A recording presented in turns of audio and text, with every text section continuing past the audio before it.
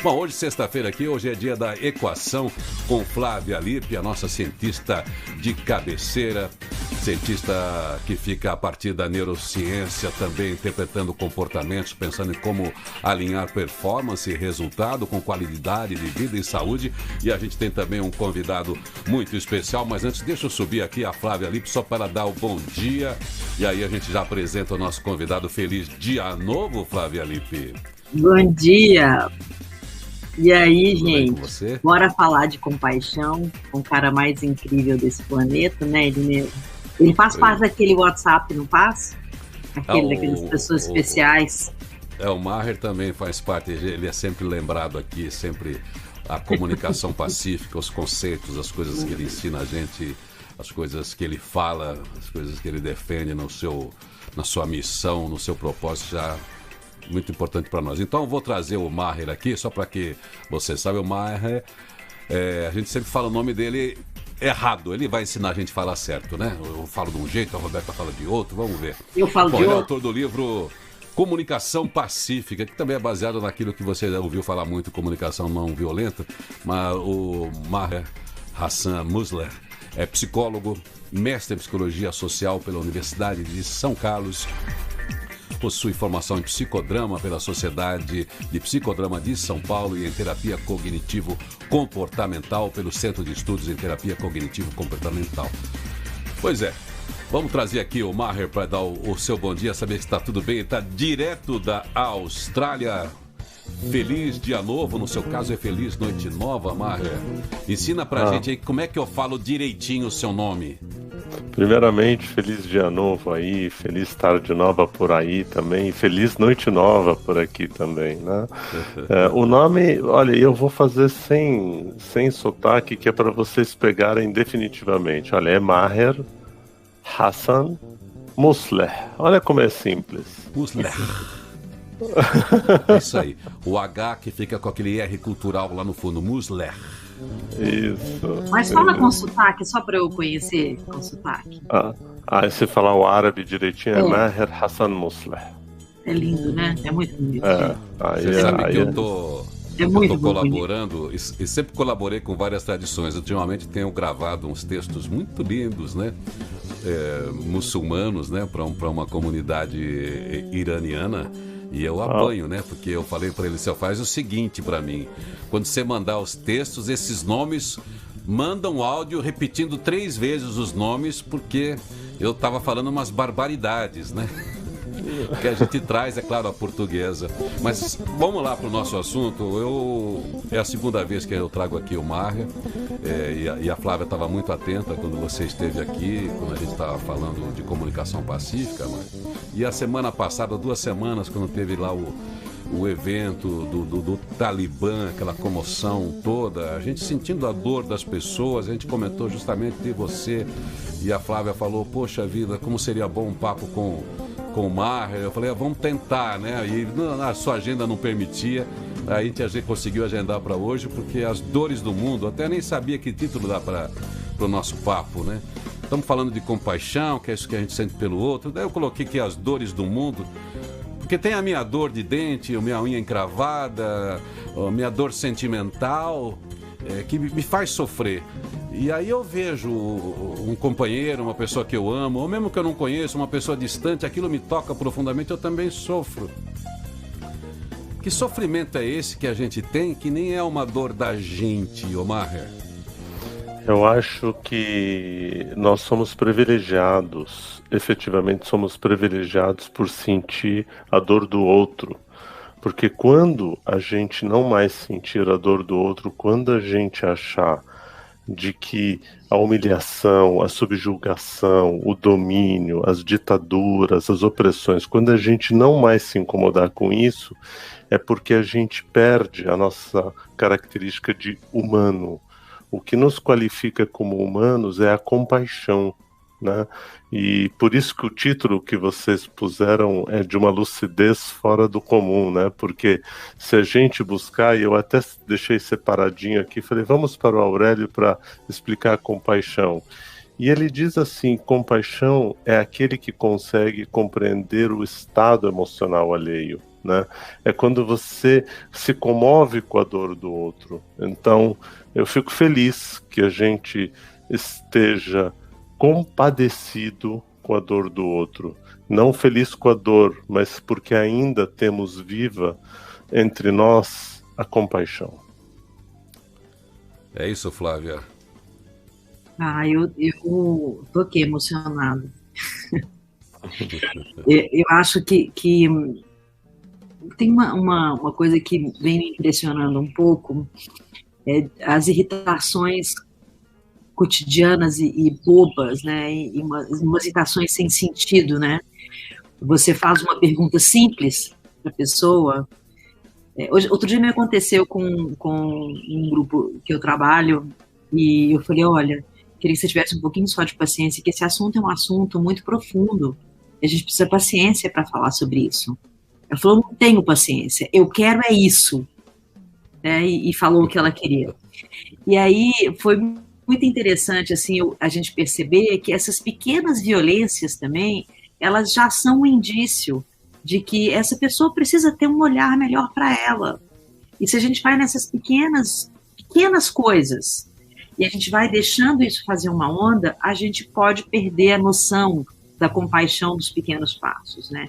Você não tem que acordar de manhã e já ter uma compaixão pelo planeta, né? Talvez não seja o seu momento ainda, mas minimamente ouvir uma frase com paciência, responder com educação, né? Ter paciência de ouvir o que o outro está falando, isso já é um ato de compaixão, né? De realmente estar disposto e frente ao outro, né? Se é pequeno, médio o problema, se é só uma frase, se é um tropeço, né? Mas a compaixão, ela precisa ser tratada como de uma pequena coisa para um olhar grande, como a gente olhou no nosso programa, quando realmente eu me emocionei de novo, porque eu fico super emocionada quando eu vejo um povo inteiro, né, sendo massacrado, né, seja na ideia, seja na violência, né. Eu acho que a compaixão, ela começa na hora que você acorda de manhã, sabe?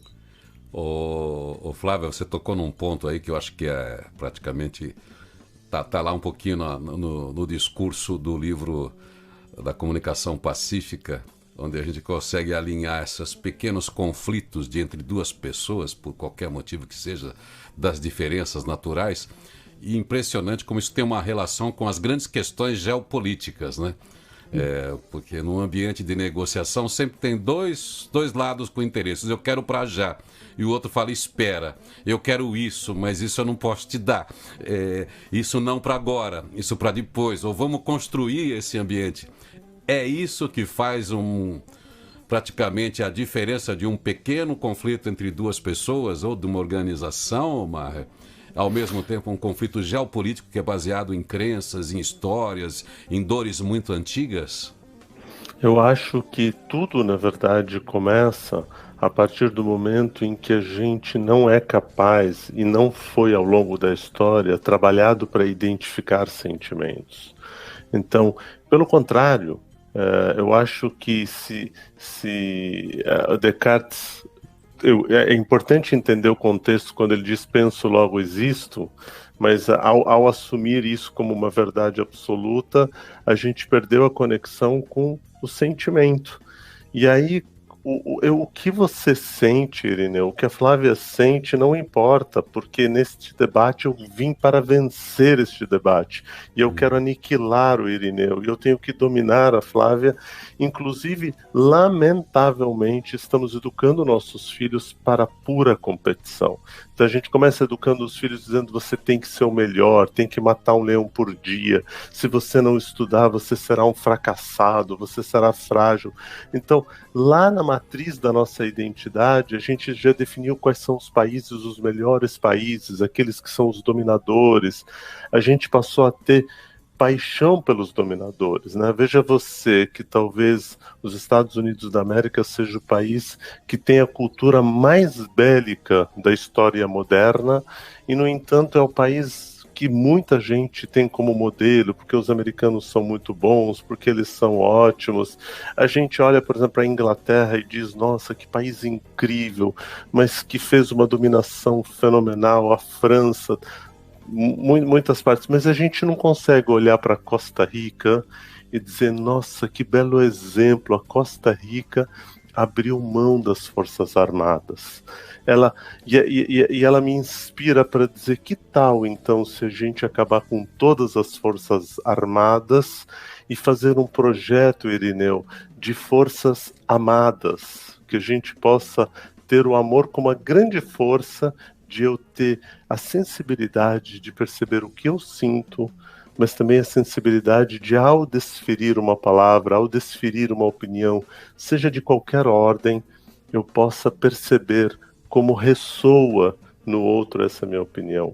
Qual é o sentimento? Perguntar para o outro, quando eu digo isso, o que é que você sente? Então, os grandes dominadores, a primeira coisa que eles fazem é que eles querem acabar com a cultura daquele país, né?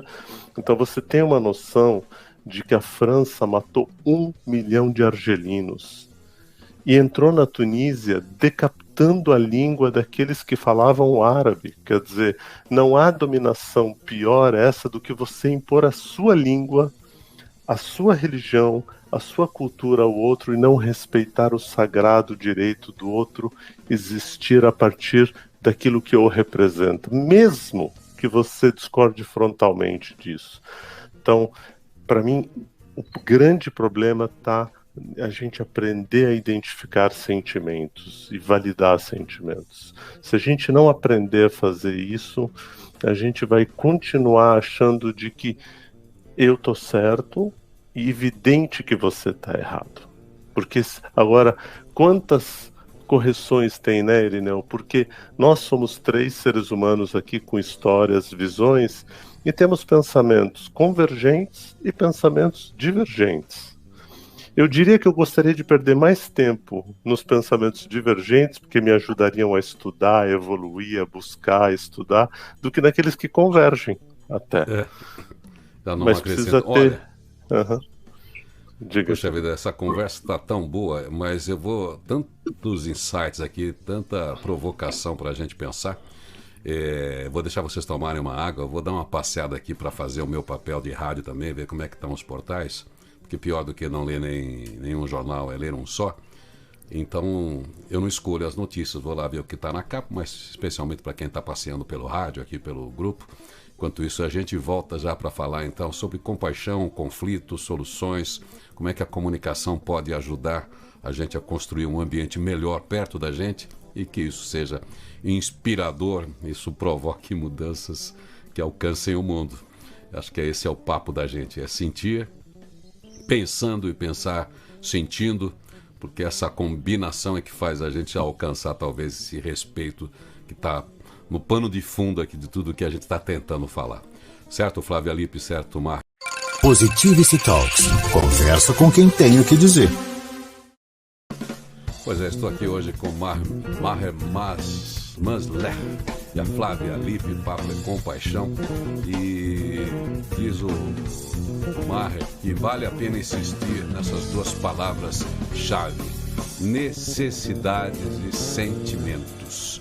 Somos seres que, ao mesmo tempo em que precisamos sentir satisfação, devemos impreterivelmente estar harmonizados com os sentimentos e necessidades de quem está do outro lado da mesa de negociação. O caminho para a paz em todos os sentidos, é olhar para o outro. É isso, Maher? É engraçado. É engraçado, gente, porque eu confesso a vocês que em 2021 eu achava que a gente não precisaria mais ouvir frases como temos que fazer a guerra para encontrar a paz. Qualquer ser humano que fala isso desconhece o que é a guerra, né? Se a gente pegar o tema principal, ao qual o Irineu me chamou, que é o Afeganistão, né? E a gente olhar que o Afeganistão acaba a Segunda Guerra Mundial, ele sofre a dominação da Rússia, né? Por 20 anos, 1 milhão de afegãos massacrados, né? Em seguida, eu me lembro em 1983, o Ronald Reagan recebendo o Talibã na Casa Branca, ajudando, apoiando para a guerra em nome da paz. Pelo menos esse era o discurso, né? E aí se passou, aí surge o Talibã, que significam os estudantes, e aí é muito triste imaginar que estudantes se armem, ao invés de se armarem com livros, com conhecimento, com discussão. É triste demais ver estudantes se transformando em guerrilheiros, libertam o país do império ou da dominação russa. E como você... Aquela história que eu sempre falo para vocês, né, Flávia e Irineu? A violência só gera violência. Como eles só foram educados na violência, eles imaginaram que só tem um outro jeito de se salvar, oprimindo a população através de conceitos absolutamente equivocados, né? Se eles tivessem sido bons estudantes, e eles professam em nome do Islã, o Muslim, que significa pacificador, aquele que serve a Deus em paz, né? Eles não teriam pegado em armas e não submeteriam mulheres e crianças à subjugação e dominação. Não obstante, a Al-Qaeda se alia aos talibãs, e é evidente que quem é oprimido tem um sonho de um dia oprimir aquele que o oprime, e como ele não consegue oprimir aquele que o oprime, ele oprime aquele mais próximo. É um pouco essa loucura que a gente acaba sendo opressor com a nossa esposa, com o nosso marido, com o nosso filho, porque esta é a dialética da violência. E aí, depois disso, de novo, os Estados Unidos vão lá e ficam 20 anos guerreando e dizendo: agora vamos preparar este país para a paz. E quando vão embora, deixam de novo o legado da violência. Então, Irineu, definitivamente não é a violência que vai levar a gente à paz. Só tem um jeito da gente chegar à paz: a gente aprender de que a gente tem que dialogar, a gente precisa conversar, precisamos ter mais versões, mais diálogos. A gente pode o tempo inteiro discordar, mas a gente precisa entender de que se guerra fosse bom, e eu tô falando isso, Irineu, porque eu tenho escutado muito, sabe, Flávia, pessoas dizendo assim: o que falta pro Brasil é uma guerra. Eu digo: rapaz, não fala isso, pelo amor de Deus, você não sabe. Nós estamos... Existe um povo na Palestina que vive em guerra desde 1948, dominado pelo Estado de Israel, que são primos de primeiro grau, que foram massacrados na Alemanha, reproduzem a mesma violência que sofreram. E você acha mesmo, depois de ver o Paquistão, depois de ver todos esses países, depois de ver a Líbia, depois de ver o Iraque, não é possível que a gente não aprenda, Irineu, pela observação. Sinceramente, eu não consigo entender.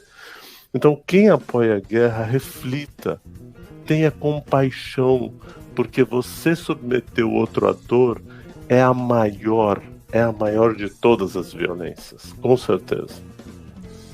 Submeter o outro a você, ao que você acredita, né, Flávia? É uma coisa das relações também, né? É você achar que você tem que dominar o outro, ter controle sobre o outro. É uma das dores das relações, né? É muito acho, né? Eu acho isso, eu quero isso, eu tenho certeza que assim vai ser melhor, né?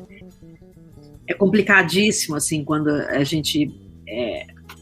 mesmo a gente tendo compaixão, né, e querendo falar de compaixão, parece que querer falar de compaixão e ter compaixão já é um ato de violência para quem está com a violência aflorada, né?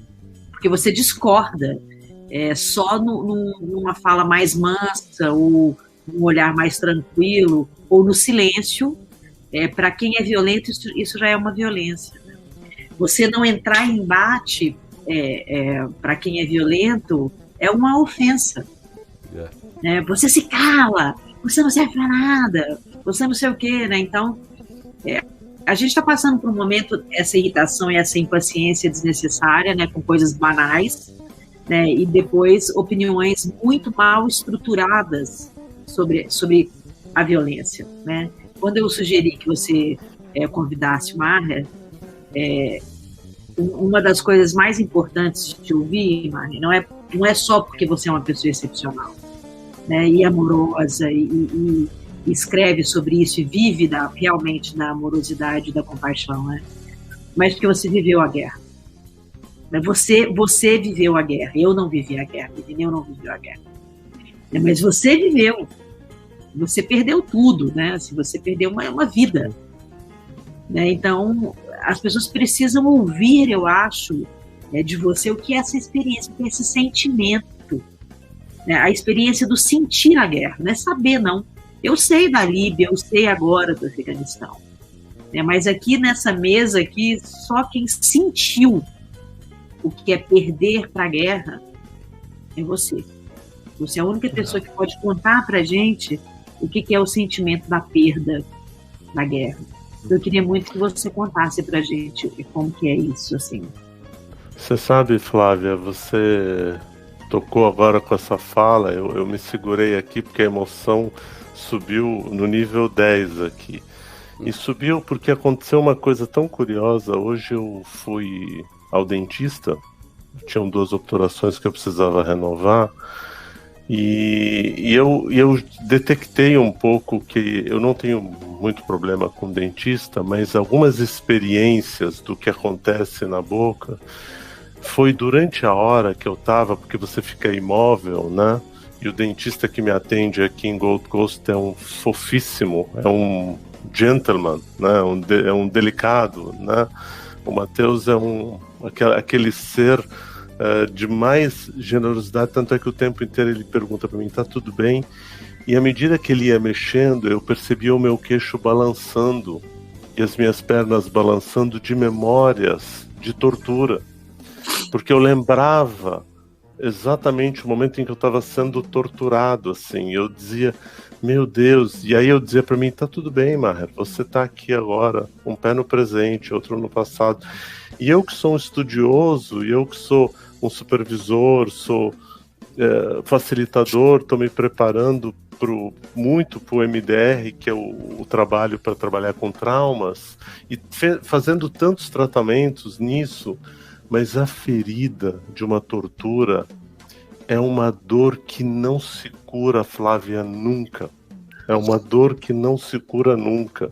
Você ser esmagado, você ser abusado, você ser humilhado, você ter uma amiga sua, uma menina, e aí você vê que o soldado vai praticar abuso da menina só para poder humilhar aquela família, e você dizer para ele, pelo amor de Deus, deixa eu ir no lugar dela, porque eu tenho mais força do que ela, eu resisto mais, eu consigo resistir mais.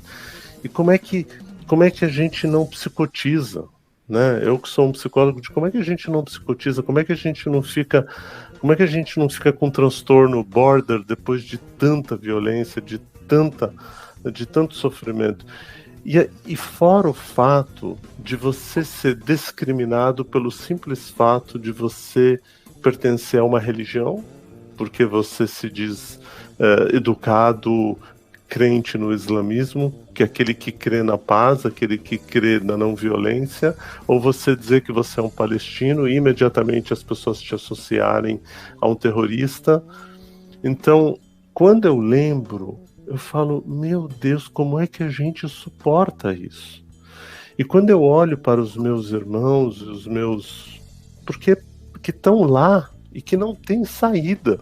Eu fui um privilegiado de poder ser acolhido pelo Brasil, né?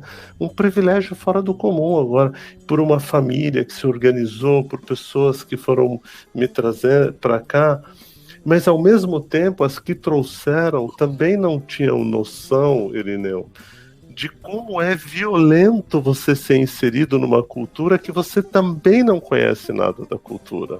Como é violento, às vezes, as pessoas... Eu me lembro, chegando no aeroporto, Flávia, saindo naquele... Primeiro que eu era um jovem, que tinha 15 para 16 anos, e já é uma loucura você ter que sair do seu lugar e no meio da noite, correndo, e vamos embora.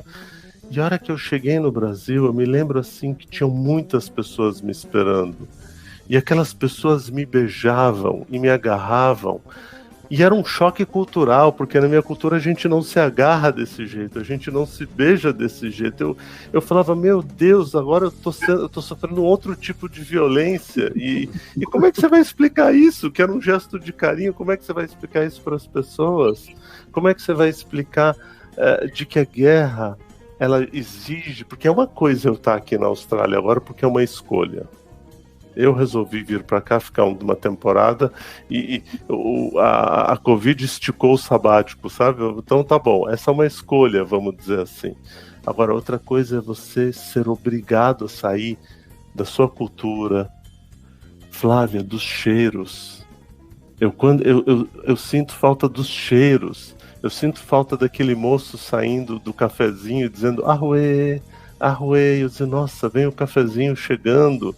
Quer dizer, então a guerra, ela tira aquilo que você tem mais de bonito, que é o sorriso. Observa as pessoas do Afeganistão, observa as pessoas do Iraque, olha a fisionomia delas, é uma dor, olha as pessoas, olha o que fizeram com a Síria, observa o que acontece. Então, quando alguém diz que a guerra é boa, é porque não faz ideia o que é você, no meio da noite, ser tirado da sua casa. E é engraçado porque, sob tortura, você simplesmente confessa até o que você nunca cometeu.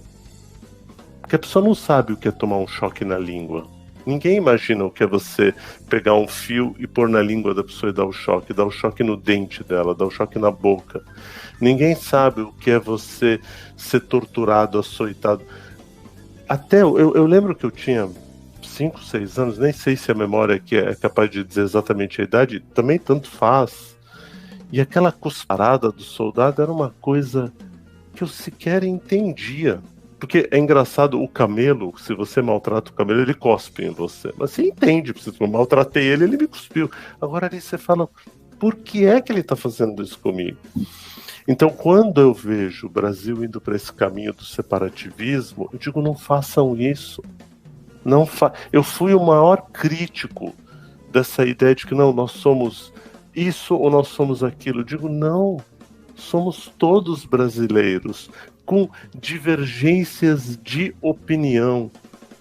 E que Deus permita que no dia 7 de setembro caia uma luz de paz, uma luz de respeito, uma luz de bênção, porque se houver confronto, porque a guerra é uma porta só de entrada, ela não tem saída. Porque a dor que ela causa, e olha, Ruanda, foram 1 milhão de mortos, entre Tutsis e Hutus. Eu acho que só vi isso acontecer em Ruanda, das pessoas sentarem e usarem comunicação pacífica e dialogarem entre elas e se perdoarem. Mas isso é muito raro de acontecer. Na grande maioria isso não acontece. Isso não acontece porque o que você perde, a dor que você passa, a fome, Flávio. Pra você ter uma ideia, 70% da população do Líbano está desempregada. O Brasil tem quase 110 milhões de pessoas em situação de vulnerabilidade alimentar. Tem gente no Brasil cozinhando, queimando madeira, porque não consegue comprar gás. Quer dizer, a gente não pode achar que tem que fazer uma guerra para isso. A gente vai ter que se reorganizar e entender o seguinte: só é possível ter paz quando a gente for justo entre um e o outro. Quando a gente permitir acesso a todos, né? E olha, juro por Deus, eu falo isso para vocês, você pode ser socialista, você pode ser liberal, você pode ser neoliberal, você pode dar o nome que você quiser. Se você não tiver humanidade e você seguir uma bandeira política ou econômica e você não tiver humanidade, a gente vai estar sem saída, né? É isso. Omar, só para situar um pouquinho para quem pegou uma carona no papo aqui sem a apresentação, você, um coração muçulmano, você viveu essa violência, na fase dessa violência você estava vivendo um conflito pontual no Líbano, era isso? Qual é o seu país de origem antes de você vir para o Brasil, né, nessa última, depois dessa tragédia, dessa chacina na qual você conseguiu ser o único sobrevivente? Eu, ao longo dos anos, eu fui me desenvolvendo e de tanto ler o Gibran Khalil Gibran, eu aprendi com ele que a terra é minha casa e que a humanidade é minha família. Eu devo isso a ele. Hoje eu sei que a minha origem é terráquea, na verdade, até que se prove o contrário, até que alguém traga uma evidência de que eu sou marciano ou jupiteriano, eu sou terráqueo, até que se prove o contrário. Mas, na origem, eu sou um palestino que nunca conheceu a Palestina. Eu sou um palestino. Você já nasceu quando não existia a Palestina, né? Eu já nasci com meu pai sendo refugiado de 1948. Meu pai já foi expulso em 1948 da sua casa e foi para um campo de refugiados na Jordânia, né? E depois ele foi para o Brasil e voltou a morar no Líbano. Então, eu nasci, fiquei curto tempo no Brasil, nem era alfabetizado quando eu saí do Brasil, então só foi uma coincidência, e fui morar os meus 15 anos praticamente no Líbano, e aí só guerra civil, porque é exatamente essa ideia, né? As pessoas falam, mas o Oriente Médio tem guerra religiosa. De novo, tem uma coisa que o Irineu fala sempre: pior do que não ler nenhuma notícia é ler só uma notícia. Essa frase tem uma sabedoria do tamanho do Irineu mesmo, assim, com essa capacidade mental que ele tem. É verdade, é uma coisa fenomenal. Então as pessoas leem, primeiro que elas só leem a história sobre uma narrativa só, elas não leem sobre outros pontos de vista. Então, há muçulmanos, cristãos e judeus viveram por longo tempo em paz. Por longo tempo. Mas longo, não foi pouco. Até alguém chegar e dizer que... Até alguém traduzir uma frase errada. Essa é a minha tese, tá? Não tem evidência, é a minha tese. Que é essa frase que se traduziu dizendo: eu sou o caminho, eu sou a verdade, eu sou a vida.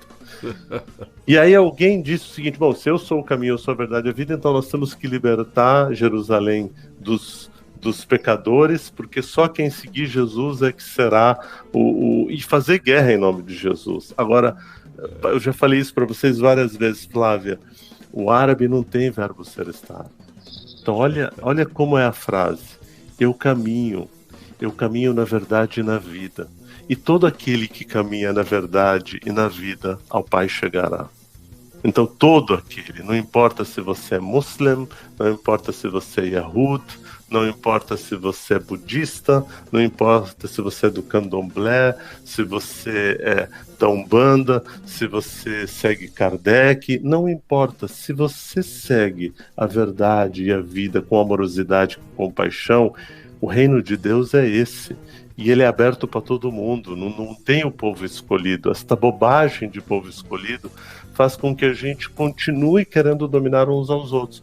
Então, Irineu, eu venho do Líbano, porque o Líbano viveu uma guerra terrível, e eu sou acabei sendo um sobrevivente dos massacres de Sabra e Shatila, e que justamente aquela noite que ela não termina nunca, né? Aquela noite que tem vozes, gritos, mulheres sendo abertas, crianças sendo violentadas, pessoas sendo decapitadas, e ali só tinham crianças e mulheres, né? Então, quando a gente é capaz de cometer violência sobre crianças e mulheres, é porque a gente deixou de ser humano, a gente passou a ser um homem monstro, né? Nem faria jamais um desrespeito dizendo que está no animalesco, porque eu seria desrespeitoso aos nossos irmãos animais dizer isso, mas a monstruosidade, né? Porque os animais não são violentos, é uma outra concepção, mas nós deixamos de ser humanos para ser monstros. Então, por favor, Irineu, você com essa sua rádio, você, Flávia, com esse trabalho incrível que vocês fazem, todos os dias enfrentem a violência com paz. Não luta é coisa de violento. A gente trabalha pela paz, a gente trabalha por sentar com a violência e dizer, sabe, Flávia, você falou assim, mas parece que quando a gente fala de compaixão a gente não respeita a violência. Não, eu quero dialogar com a violência. Então quando a pessoa diz assim para mim, Flávia, você é ridículo, a primeira coisa que eu digo, gratidão, pelo seu ponto de vista. Agora me explica o que há em mim que te faz me achar ridículo, para que eu veja. Eu acho você ridículo, teu rosto é ridículo, teu cabelo é ridículo, o jeito que você fala é ridículo. Eu digo gratidão, muito obrigado, você emitiu a sua opinião. Mas você me permite existir mesmo sendo ridículo? Eu gostaria de existir mesmo sendo ridículo. Não me ofende você me achar ridículo. Eu só fico chateado, Flávia e Irineu, quando dizem você é burro. Sabe por quê? Porque eu me sentiria muito honrado se eu me identificasse com o burro, porque é um dos animais mais inteligentes que eu conheço. Ele não cai no mata-burro, porque é inteligente, a gente enfia o pé naquele negócio, porque a gente não é tão inteligente quanto o burro. Ele não carrega peso mais do que ele aguenta, peso máximo 0,5 tonelada, e se você pôr uma folha em cima dele, ele empaca. Mas eu me identifico mais com os felinos. Então quando alguém me diz assim, você é burro, eu digo não, tigre. Eu já explico pra pessoa assim, pra ele não se ofender. Ele diz, mas você tá me zoando? Eu digo, não, é que eu me identifico com o tigre, é só isso. Se você quiser me chamar de um animal, me chame de tigre. Não me chame de burro, né? Então dá pra conversar com a violência. Ô, Flávia, eu me identifico com a onça desde criança, você acredita? Desde criança eu falo que eu sou uma onça. É isso aí.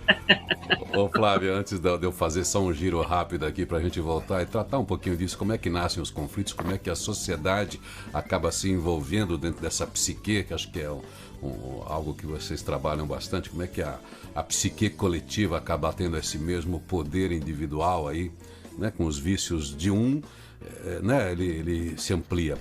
Mas Flávia, daquilo que ele falou, que eu também sempre questionei a Bíblia, Jesus é um cara humilde, Jesus é um cara sábio. Ele jamais, né, Flávia, seria o soberbo de dizer eu sou. Esse é um negócio que não cabe para a personalidade, né, de um cara como ele, né? Ele tá mais pro discurso, segue o seu caminho, né? Eu concordo com o Marre.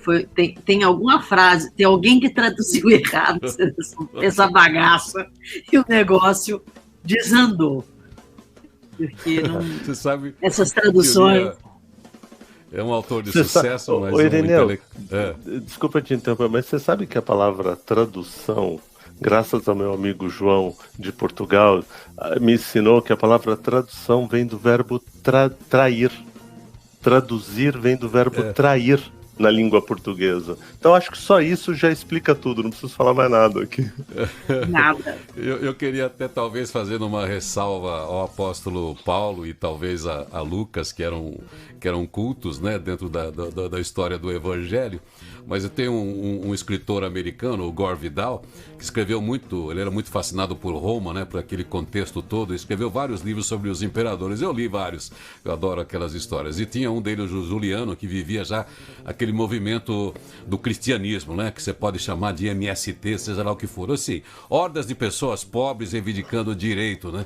Então ele que era helenista, tinha toda aquela cultura grega e tal, era culto, escrevia bem, era um poeta, o Juliano, ele ficava indignado. Então talvez um pouco tá por aí. As pessoas falam mal, escrevem mal. Então já foi mal escrito alguns textos ao reproduzir o que Jesus dizia, porque escreveram 50, 60 anos depois. Exceto o apóstolo Paulo, digo novamente, que ele construiu realmente o dogma e a ética do cristianismo. Mas teve gente que escreveu mal. Foi traduzido pior, e aí existem os fundamentalistas que acabam não pesquisando. E aí, em cima do fundamentalismo, que acho que vai para a raiz do que a gente está falando, né? Ele se prende à palavra, né, e não consegue entender os contextos. Aí a gente vai para uma confusão rapidinho, porque junta a crença e a má interpretação ou a má tradução. Bom, é o seguinte, só um girinho rápido para vocês tomarem um fôlego, para a gente ir para um papo final aqui, para ver o que a gente pode pensar de positivo diante de uma situação de conflito. Como é que a gente é nutritivo, já que esse aqui é um diálogo nutritivo, para tentar colaborar no ambiente da gente e também nas reflexões da gente, como você disse, a gente aqui no Feliz Dia Novo, todo mundo nas suas redes sociais, como é que a gente consegue ter palavras boas, palavras conciliadoras, porque a gente se trai também, né? Então, segura só um segundinho aí, que eu só vou dar uma olhadinha num portal para ver como é que estão as coisas lá fora, porque não é esse o nosso assunto de hoje, né, Flávia, né, Maher? Mas essa violência que a pessoa comete contra si mesma também é uma influência do ambiente caótico em que a gente vive e, de certa forma, isso tudo que a gente está falando também impacta nessa insegurança, nessa desistência que as pessoas têm de viver nesse mundo, né? Seja por questões pequenas das pressões, mas também por um mundo que é difícil de ler e interpretar e especialmente achar o nosso lugar, né? Eu acho que, inclusive, mesmo o suicídio não sendo o nosso tema, mas só para a gente não deixar, já que estamos em setembro, de falar disso, para mim ele é um produto direto e um resultado direto da violência, né? Pensando que neste momento, a cada 1 minuto, 2 pessoas cometem suicídio. Por quê? Porque como a gente vive esta teoria e essa cultura de guerra e essa loucura da comparação o tempo inteiro, de quem é bem sucedido, qual é o corpo mais perfeito, qual é o cabelo mais bonito, qual é a roupa mais bonita, quem é certo, a gente perdeu a noção de qual é a nossa identidade. E por perder essa noção, então a gente fez uma brincadeira, né, com a Flávia sendo a onça, né? Então, um pouco fazendo essa brincadeira, veja você já viu, Flávia, alguma vez uma onça olhando para uma girafa dizendo: eita, isso aqui é bicho, hein? Olha que pescoço bonito, altiva, grandona. Não, os animais não têm esse problema. Eles são o que são.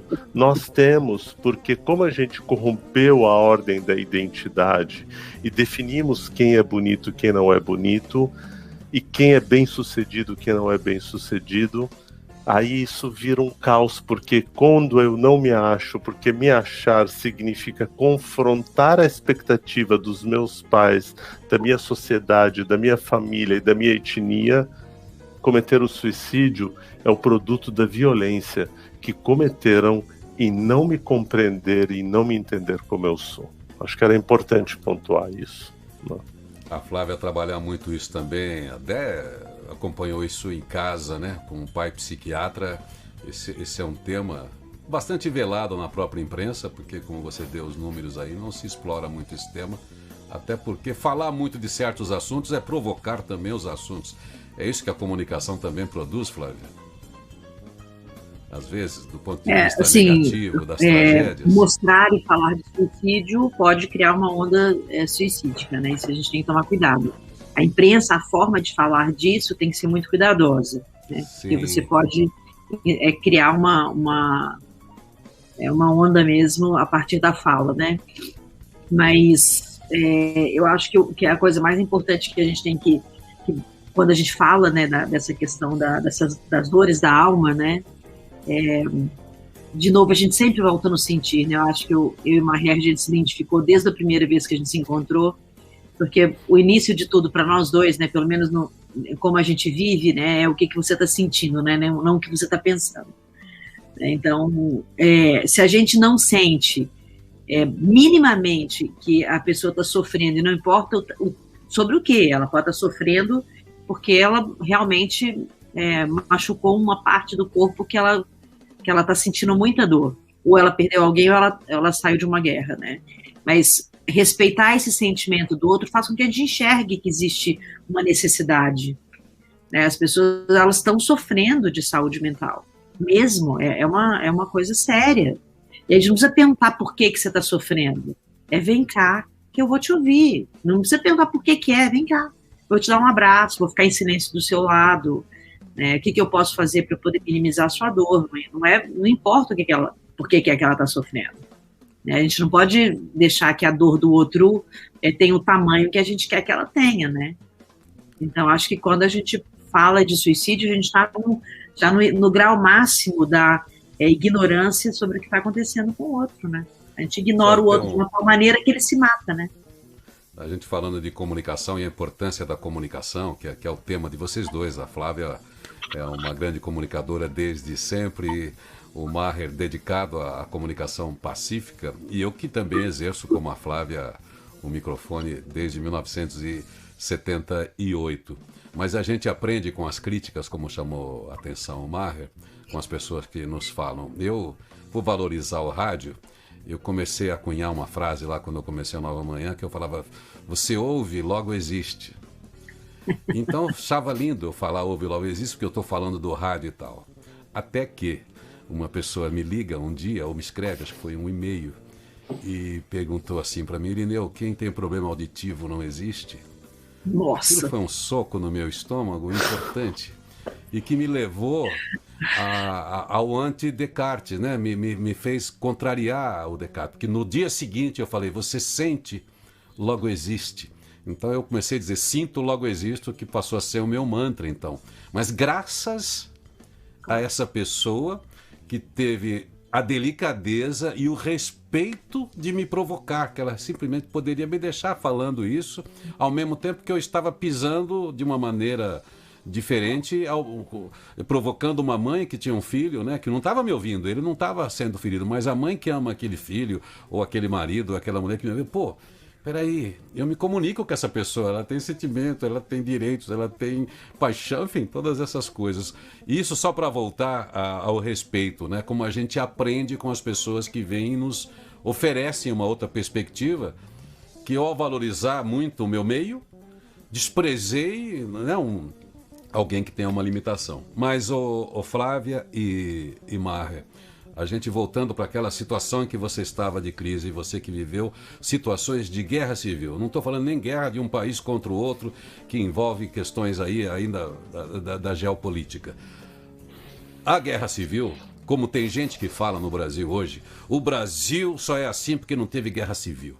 Todas as guerras civis no mundo todo foram fratricidas. Leva-se décadas para se curar, né? Aquela família, porque um está de um lado, outro está do outro, um é do lado da rua, outro é do outro. A gente que é descendente de espanhol até hoje, né? Um é do lado do rio, não conversa com o outro do outro lado, porque são divisões que se teve lá nos anos 30 por causa de um cara, de um ditador que criou uma crença. Enfim, aquilo dividiu famílias, dividiu sempre. Hoje, eu não acreditava nisso, mesmo no século XXI a gente fica com medo disso. Porque é uma coisa, é uma doença que pega o cérebro da gente, quando esse poder que a gente tem de achar que o que a gente pensa é certo, se torna uma crença coletiva para esmagar o outro. O que a gente pode fazer do ponto de vista de comunicação? O que eu posso fazer, eu aqui na minha rede social, já que eu tenho? Né? Eu ainda sou um cara do rádio para a rede social, mas todo mundo tem o mesmo poder que o Irineu, que a Flávia, que o Marra na rede social. O que eu faço de pacífico para dizer para as pessoas: olha, o conflito nunca será bom, porque isso a gente não resolve de imediato absolutamente nada. E se resolver alguma coisa vai ter muito sangue e vai demorar 100 anos para curar isso, se a gente tiver paz nos próximos 100 anos. Que dicas vocês dariam para a gente pensar uma comunicação pacífica nas nossas redes? Começa você, Flávia? Vamos Pode lá. Começar. Então vamos lá. O Irineu é sempre um provocador, né? E um provocador do bem, assim. Quando você... Uma vez me perguntaram, Flávia e Irineu, me perguntaram assim: Maher, você é a favor da pena de morte? E eu disse terminantemente: não sou a favor. Aí a pessoa diz assim: então você é contra? Eu disse: não, eu sou a favor da vida. Ela disse: não, mas você está caindo em contradição, isso é um jogo de palavras. Eu disse: tá bom, eu vou te responder de outro jeito, porque hoje em dia, se você também tem uma posição que é neutra, é um problema. Então eu disse: tá, então vamos lá, vamos com calma. Se a gente matar todos os bandidos, que é o que muita gente prega, então vamos matar os bandidos, vamos matar todos os comunistas, vamos matar todos os ruins, os que roubam, quem que vai sobrar?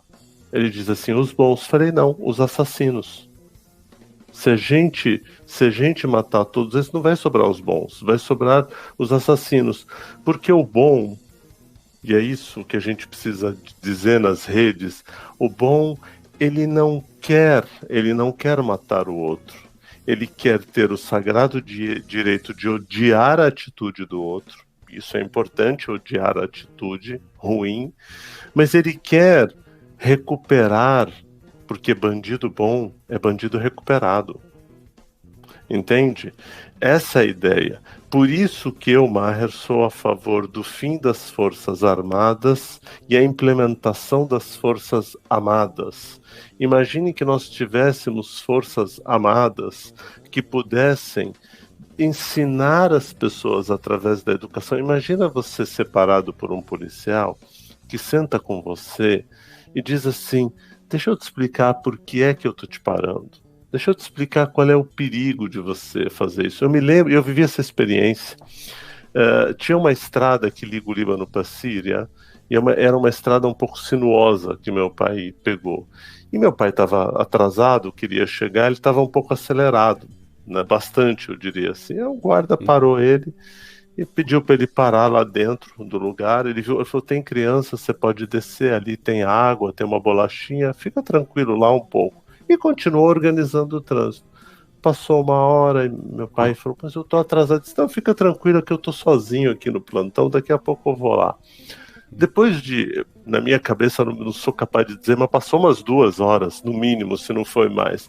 Ele sentou com meu pai e disse o seguinte: disse assim: seu Hassan, deixa eu dizer uma coisa para você. O senhor é um homem de bem, dá para ver que o senhor é um homem de bem, de valores e tal, porque o pouco que nós conversamos eu já percebi isso. O senhor está com 2 crianças, qual é o exemplo que o senhor está dando isso para eles? Não seria mais por ele? Mas é que eu estava atrasado. Foi por isso que eu esperei passar o tempo, porque o seu atraso agora é irremediável. E agora não adianta mais você correr, porque em 2 horas já se foi. E aí isso vai te ajudar, na próxima, você se organizar para sair com antecedência. Saia sempre com antecedência, porque você nunca sabe o que vai acontecer. Então aquele policial, ele me deu uma comunicação pacífica tão incrível, que eu disse: isso é força amada. Onde ele não ameaçou, ele nem multou, ele nem emitiu um auto de infração. Ele diz: olha, é só para você entender de que você tem crianças, isso será um exemplo para eles, seja o exemplo. Ele diz, e meu pai só pedia retratação, dizia: o senhor está certo, o senhor tá certo, quero me retratar, vou me retratar para os meus filhos, inclusive, porque eu fui um péssimo, mas eu não pensei. Então, imaginem que a gente possa, a partir do momento que a gente dá iguais condições, porque é muito fácil eu dizer de que alguém que nunca vai ter oportunidade de ter comida e roubar, e ele ver aqueles programas de televisão com as pessoas no luxo, na riqueza, e você dizer para ele: não, mas ele tem que aceitar aquela condição, sendo que ele jamais vai chegar a uma condição de disputar a igualdade. E quem era contra as cotas, muita gente, eu me lembro muito que tinha um jornalista que era super contra as cotas, que era Reinaldo Azevedo, e ele se retratou, porque ele disse: eu errei. E eu gostei dele ter se retratado, disse: eu errei, porque as cotas corrigem um erro de base. Elas não devem ficar para sempre, mas o dia que a gente der iguais condições, a gente vai acabar com a violência, Flávia. A gente vai acabar com a violência quando a gente educar as pessoas para o bem. Quando a gente dizer como você se sente quando alguém passa pelo acostamento e você fica para trás. Como você se sente quando alguém burla o sistema para deixar você fora da fila? Como você sente quando alguém falsifica um documento para dizer que é portador de doença especial para poder pegar uma vacina e passa na frente daquele que de fato precisa vacina? Como você se sente de você não dirigir bem e você burlar o sistema para poder tirar uma carta? Como você se sente? Quando a gente prestar atenção nisso, a gente vai começar a dizer o seguinte: eu não tenho que ser honesto porque é chique. Eu tenho que ser correto porque, como diz Paulo, citado por Irineu, tudo me é lícito. Tudo, ele diz tudo. Ele não separou por etapas, ele diz tudo me é lícito. Mas me convém fazer isso? É certo fazer isso? É certo mesmo matar as pessoas? É certo que no dia de 7 de setembro eu quero matar todos os petistas? É verdade isso? Eu vou matar meu irmão só porque ele se intitula petista? Ou eu vou matar todos os meus irmãos que se intitulam bolsonaristas? É verdade? É verdade que eu vou fazer isso em nome de Deus? É verdade que eu chego numa igreja e prego matar o outro? É verdade que eu quero que as polícias saiam para cometer violência? Que pena que a gente acredita nisso. Então a nós vamos deixar uma esperança. A nós vamos deixar a seguinte palavra: a nossa arma está armada. A nossa alma está armada, mas ela está apontada para a cara do sossego. E daremos aquilo que o Rapa diz, mas paz sem voz não é paz, é medo. Nós teremos uma voz pacífica, uma voz de dizer para a violência: eu não concordo em você me dominar. Permita que eu possa existir, mesmo no confronto. E vamos aprender a usar o bom senso, o equilíbrio, porque quando você combate injustiça com injustiça, você faz com o que foi feito no Brasil. A ideia que se nutriu da ideia de que vamos limpar o país, parece que pela violência. E pela violência, olha o que nós colhemos. Mais uma vez, se a gente não parar essa violência hoje, talvez daqui 10 anos seja tarde demais. E teremos pessoas matando umas às outras. Tomara a Deus que no dia 7 de setembro recaia uma luz de paz sobre todas as pessoas para elas poderem refletir na sua violência e elas possam praticar a paz. Flávia, como é que a gente não participa de um conflito? Ao contrário, como é que a gente aplaca uma fúria, uma necessidade que a gente nem sabe interpretar e deposita no movimento político, no extremismo? Como é que a gente segura essa comunicação violenta que também está dentro da gente? Porque todos nós vivemos algum tipo de indignação. Como é que a gente administra essas emoções do desconforto que a gente tem, da necessidade de justiça que a gente tem, e olha para a visão que o outro tem também para dar uma conciliada antes da gente agir, hein? Eu vou recorrer de novo à compaixão, à meditação e à reza. Quem não sabe meditar pode rezar. Mas eu vou explicar por quê. Em 2005, a Universidade de Utah fez uma pesquisa incrível, assim, o pesquisador, nesse caso, era o grupo do Michael Ferguson.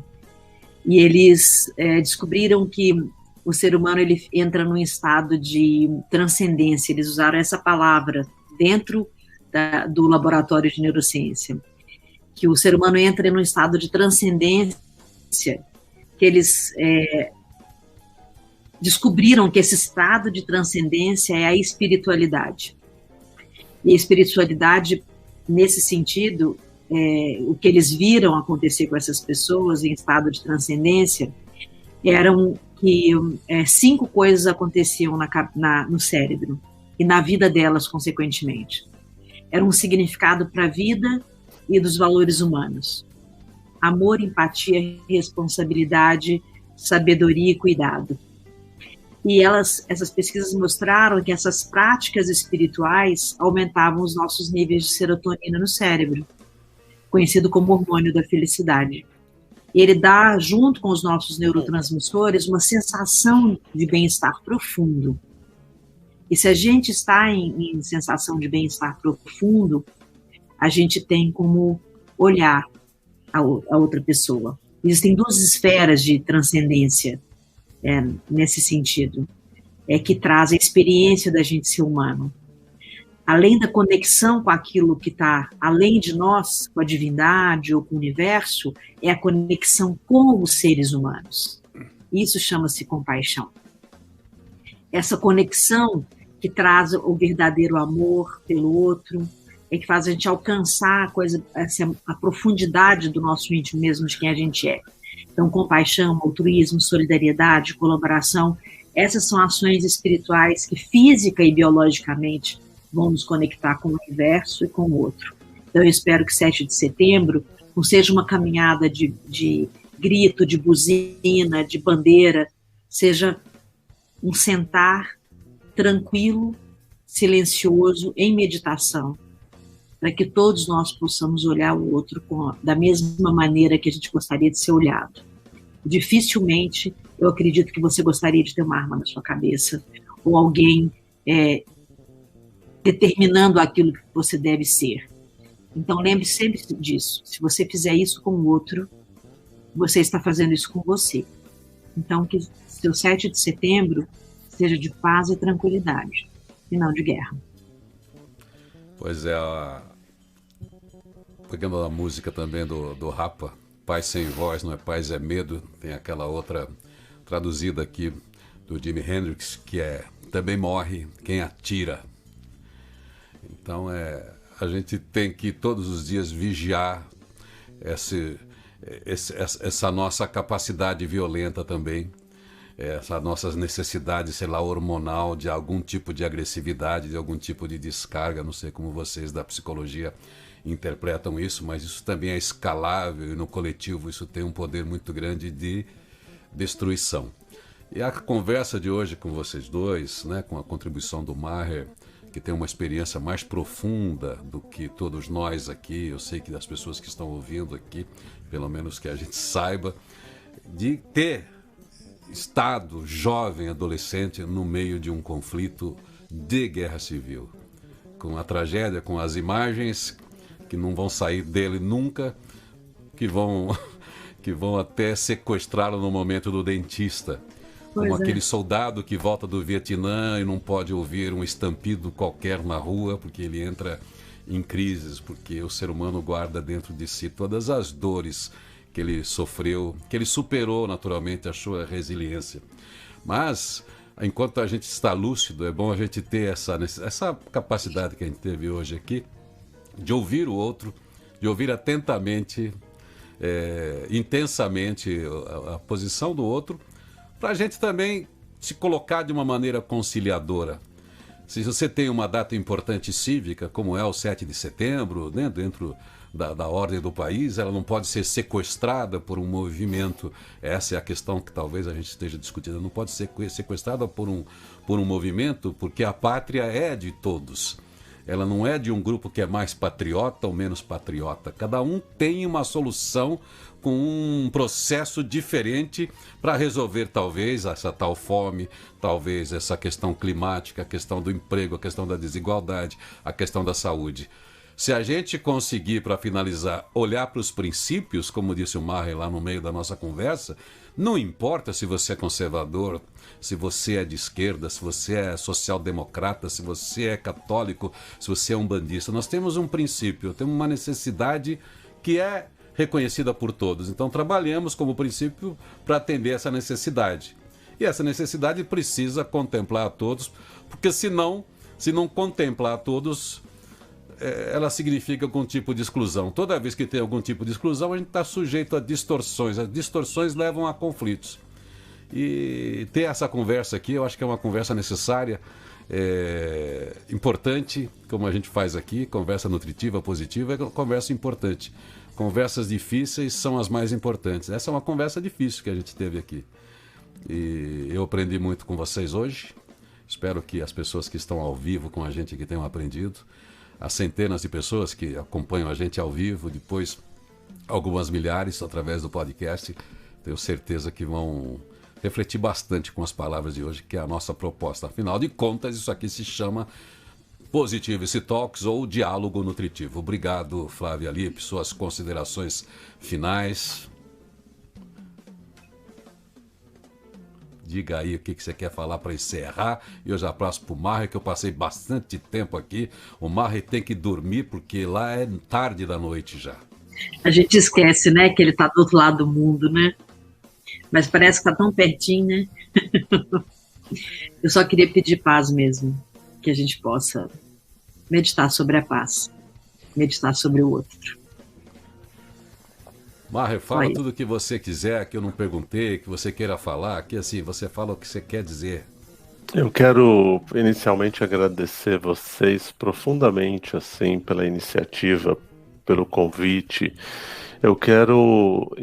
Eu tenho um sonho. Eu costumo dizer o seguinte, eu definitivamente, apesar de eu admirar o Martin Luther King, eu não tenho... eu vou pedir permissão para parafrasear ele. Então eu posso dizer I have a dream, né? Eu tenho um sonho. Mas um sonho que se sonha só é só sonho. Um sonho que se sonha junto com a Flávia, com o Irineu e com tantas outras pessoas que amam a paz, ele é um sonho possível. Ele se torna realidade. O sonho é que a gente consiga não querer excluir os violentos. A minha grande oração hoje, já que a Flávia nos convidou para isso, é para aqueles que cometem violência. E tomara a Deus que eu nunca seja violento com eles. Que eu tenha contínua sabedoria para virar a outra face, porque já tive que virá-la várias vezes, e que eu esteja sempre pronto para poder perdoar os meus ofensores. E também, provavelmente, eu ofenda pessoas mesmo não tendo a menor intenção. É evidente que eu faço isso. Mas eu tento cada dia mais abandonar a violência. Então, a minha oração vai para todo aquele que acha que de verdade a gente tem que aniquilar pessoas. Pedindo compaixão, pedindo para ele que ele possa pensar de que a palavra de alguém que viveu a violência não vale a pena. Não vale a pena. Cuidado com uma coisa chamada efeito manada. Porque o efeito manada, ele vem e a gente responde coletivamente sem pensar naquilo, né? A gente teria que ter mais horas para falar e não vai dar tempo, mas a partir de 2005, com a criação do Facebook, muito do que você pensa definitivamente não é o que você pensa. É mais aquela repetição de padrão em cima de você, porque a hora que você abre o YouTube, a hora que você abre o Facebook, a hora que você abre o Instagram, a hora que você abre o WhatsApp e você está naquela comunidade que produz vídeos e que te mostra coisas, você acha que aquilo é verdade. Mas já que só falamos do nosso querido Aissa, chamado por vocês de Jesus, ele diz assim, conhecereis a verdade. A verdade é uma coisa que é, vou repetir, me perdoem pela repetição. Ler um jornal, não ler jornal é terrível, mas ler só um é mais terrível ainda. Leia mais, estude mais, questione mais. Quando você receber um vídeo, analise, avalie, vá na pesquisa, tenta descobrir se aquilo é verdade e lembra de que é melhor negar no mínimo 10 vezes uma verdade do que aceitar uma mentira, porque uma mentira ela cria um efeito cascata que é terrível. Então, antes de compartilhar um vídeo, uma notícia, uma mentira, mesmo uma verdade, reflita, e mesmo que alguém te ofenda, o máximo que você pode dizer é assim, vai, fonte eterna da minha evolução. Talvez seja o melhor palavrão que você possa dizer para alguém que te agrida. E gratidão a vocês por este amoroso anoitecer. Com certeza vou dormir muito mais em paz depois desse encontro com vocês. Gratidão a todos que estão nos assistindo e que eles também se tornem propagadores da paz. E que eles se propaguem com uma paz presente, que tem voz, que conversa, que questiona, que dialoga. É ela que a gente quer. E aos violentos e aos que me desejam a morte, eu desejo vida, desejo saúde e desejo que um dia a gente se encontre e a gente possa se abraçar. Eu quero encontrar ainda aqueles que um dia me torturaram para poder dizer valeu, porque eu sei que naquele momento Deus te perdoou, porque eu pedi, aprendendo com Jesus, Senhor, perdoe-os, eles não sabem o que fazem, porque quem sabe o que faz não odeia o outro, ama o outro. Muito obrigado, gente. Pois é, como o Maher terminou praticamente como oração, a única oração sugerida pela Bíblia no Evangelho é justamente o Pai Nosso, que contempla tudo isso, né? Contempla a mim mesmo, as minhas necessidades e a compreensão do outro através do perdão. E é isso. Eu fico muito feliz com essa conversa que a gente teve hoje, muito enriquecedora. Obrigado, Flávia. Sexta-feira a gente se encontra. Maher, você é sempre bem-vindo aqui para ajudar a gente a pensar o mundo a partir do nosso coração, da nossa alma. Porque, afinal de contas, a nossa alma é parte da alma do mundo. E se o mundo sofre, a gente sofre junto, a gente assiste, a gente vê. E que a gente consiga se curar. Eu tenho essa utopia. Ainda tenho. Um feliz dia novo para vocês. Tudo de bom aí. A vida prática, como sugere a matemática, carece, todavia, de uma dose de poesia. Eu sou da sua conta, você é da minha. A gente se encontra e conta cada um. Gente atrai mais gente, ficamos todos juntos, de toda parte ou mesmo de lugar nenhum. Nós somos um. Nós somos um. Somamos o que somos, mas a conta certa só pode estar correta se ainda der um. Nós somos um. Nós somos um. Somamos o que somos, mas a conta certa só vai estar correta se ainda der um. Nós só temos um lado. É o lado humano. Eu cuido de você, você cuida de mim. Juntos cuidamos desse nosso mundo. Isso é um começo sem chegar ao fim. Nós somos um. Nós somos um. Somamos o que somos, mas a conta certa só pode estar correta se ainda der um. Centenas de uns, milhares de uns, podem se aproximar mais alguns, e ainda assim seremos um. Nós somos um. Nós somos um. Somamos o que somos, mas a conta certa só vai estar correta se ainda der um. Nós somos um. Nós somos um. Somamos o que somos, mas a conta certa só pode estar correta se ainda der um.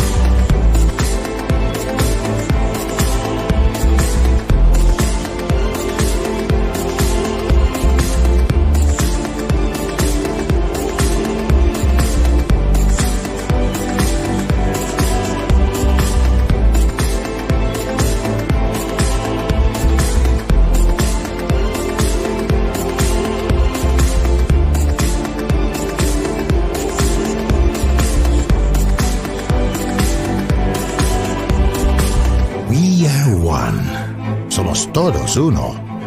Nusamon, watashitashi wa shidori desu. Might know. Siamo uno. Midban nahai. Imasten na.